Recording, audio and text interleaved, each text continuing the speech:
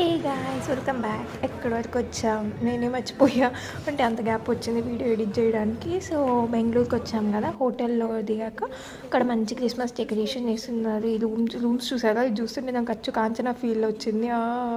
ఓ sorry, నాకు అంతగా రాదు. ఆ తర్వాత ఇంకా రూమ్లోకి వెళ్ళిపోయాము.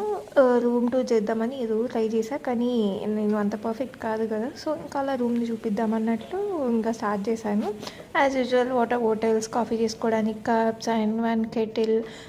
సో 2 షేర్ ఇచ్చారనమాట, 2 మెంబర్స్కి కలిపి ఒక రూమ్. సో అందుకే 2 బెడ్స్ ఉన్నాయి. బెడ్స్ మాత్రం చాలా మంచిగా ఉంటాయి. ఇంకేంటి గైస్, ఆ తర్వాత అలా వ్యూ చూసి ఒక స్టడీ టేబుల్ ఇచ్చారు. మేము వచ్చింది 2 డేస్కి. 2 డేస్కి కూడా ఎవరైనా యూస్ చేస్తారా? అలాంటి వాళ్ళైతే అస్సలు యూస్ చేయరు.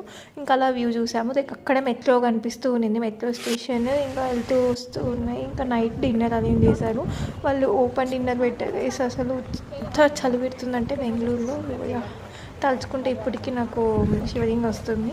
ఇంకా అంత మంచిగా తినేసి హోటల్ మొత్తం ఎక్స్ప్లోర్ చేసాము. బాగా డెకరేట్ చేసి ఉన్నారు. మొత్తం new year celebrations, Christmas celebrations జరుగుతూ ఉన్నాయన్నమాట.